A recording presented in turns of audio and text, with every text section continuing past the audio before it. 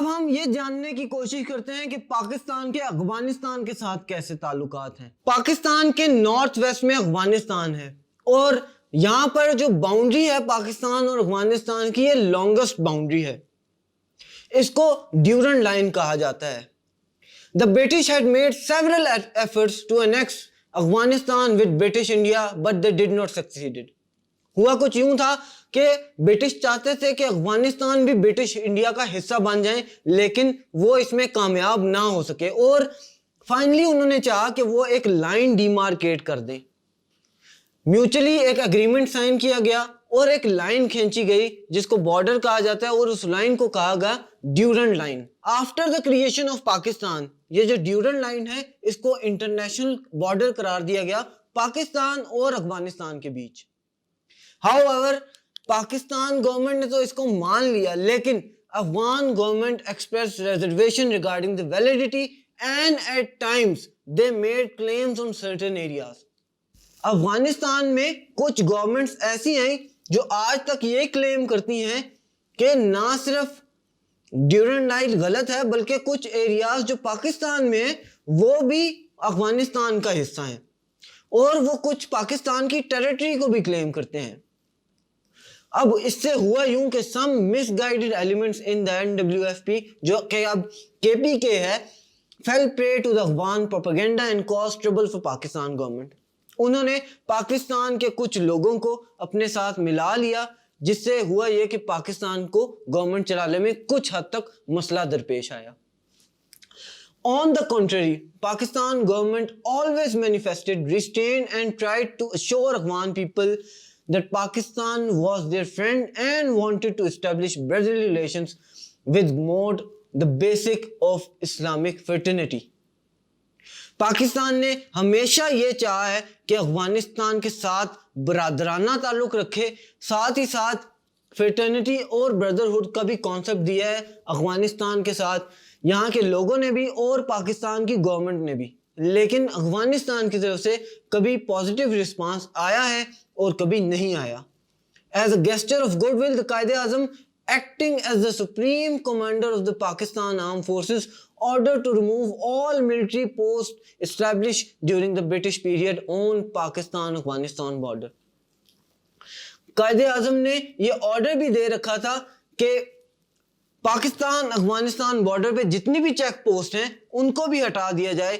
یہ as a gesture of good will تھا تاکہ پاکستان اور افغانستان کے تعلقات کو مستحکم بنایا جا سکے، لیکن آج تک اس میں بھی مسائل درپیش آ رہے ہیں۔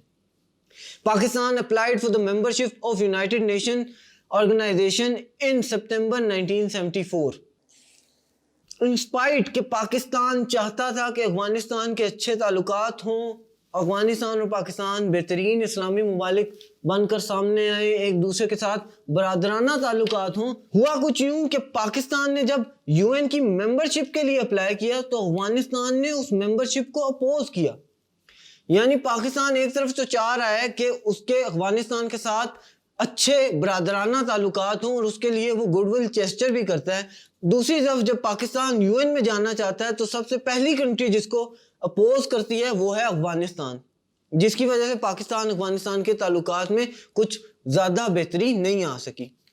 Few months later, a round of talks were held between Pakistani Afghan leadership. Afghan delegates raised serious objection on the demarcation of boundaries and demanded that Afghanistan should be given access to the sea by embarking a corridor cutting through Pakistan territory. اب یہ ایک عجیب سی بات ہے کہ conferences میں افغانستان یہ demand کرتا ہے کہ جو لائن ہے جسے ڈیورنڈ لائن کہا جاتا ہے اس میں سے افغانستان کو شیئر دیا جائے، شیئر اس طریقے سے دیا جائے کہ ان کو سی بھی ٹچ ہو جائے۔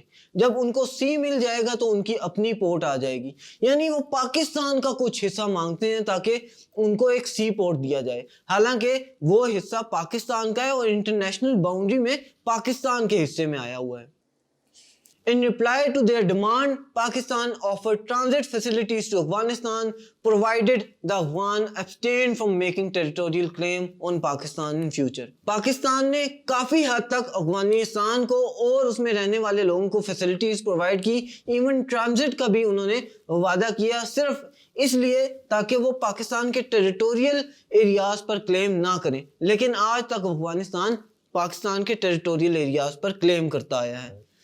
جب سوویت نے افغانستان پر حملہ کیا تو پاکستان نے یو ایس کے ساتھ مل کر وہاں سے سوویت کو بھگانے کی کوشش کی، اور پاکستان اور یو ایس دونوں مل کر اس میں کامیاب بھی ہوئے۔ سوویت یہ چاہتے تھے کہ وہاں پر کمیونسٹ ایکسپینشن ہو جائے، افغانستان کو وہ اپنا حصہ بنا لے، اس پہ کافی دیر تک انہوں نے ایفرٹ بھی کی، لیکن پاکستان کی مدد سے افغانستان سے سوویت کو نکال دیا گیا۔ لیکن پھر بھی پاکستان اور افغانستان کے کوئی تعلقات بہتر نہ ہو سکے۔ اس کے بعد طالبان اور افغان اور پاکستان طالبان کا ایشو مزید بڑھتا چلا گیا۔ ہوا کچھ یوں کہ طالبان بننا شروع ہوئے، کبھی پاکستان کو وہ سپورٹ کرتے تھے، کبھی نہیں کرتے تھے۔ انہوں نے پاکستان میں کچھ ٹیررسٹ ایکٹیویٹیز بھی کرانا شروع کی، ساتھ ہی ساتھ انہوں نے لبریشن موومنٹ کو بھی تیز کیا تاکہ وہ پاکستان کے کچھ ٹیریٹوریل کلیمز پر اپنا حصہ جمانا چاہیں، لیکن پاکستان نے ہمیشہ ایک مستحکم سٹیٹ ہونے کے ناطے ان کو اس بات سے منع کیا۔ پاکستان نے ہمیشہ یہ چاہا ہے کہ پاکستان اور افغانستان کے اچھے اور برادرانہ تعلقات رہیں۔ اس سلسلے میں پاکستان نے اپنے آفیسز بھی پرووائڈ کیے ہیں تاکہ طالبان اور یو ایس کے ساتھ ڈیل کی جا سکے، چونکہ اس کے بعد یو ایس نے افغانستان پر حملہ کر لیا تھا اور کافی حد تک یو ایس نے افغانستان کا کنٹرول اپنے ہاتھ میں لے لیا تھا۔ تب سے لے کر پاکستان نے ابھی تک بہت سی ایفرٹس کی ہیں جس میں پاکستان نے طالبان اور یو ایس کے جو بڑے لیڈرز ہیں ان کو ایک ٹیبل پہ لایا ہے تاکہ وہ ایک دوسرے سے اچھے اور بہتر تعلقات کر سکیں۔ یو ایس افغانستان سے تقریباً جانے لگا ہے، جس میں پاکستان کا بہت بڑا اور اہم کردار ہے، چونکہ پاکستان نے اپنے آفیسز پرووائڈ کیے ہیں اور طالبان اور یو ایس کو ایک پیج پہ لائے یا افغان گورنمنٹ کو ایک پیج پہ لائے تاکہ ان کا مسائل حل کیے جا سکے۔ تو یہ تھے پاکستان کے اور افغانستان کے ریلیشنز۔ آگے چل کر ہم دیکھیں گے کہ پاکستان کے سعودی عرب کے ساتھ کیسے تعلقات ہیں اور پاکستان کی سعودی عرب کے ساتھ کیا خارجہ پالیسی ہے۔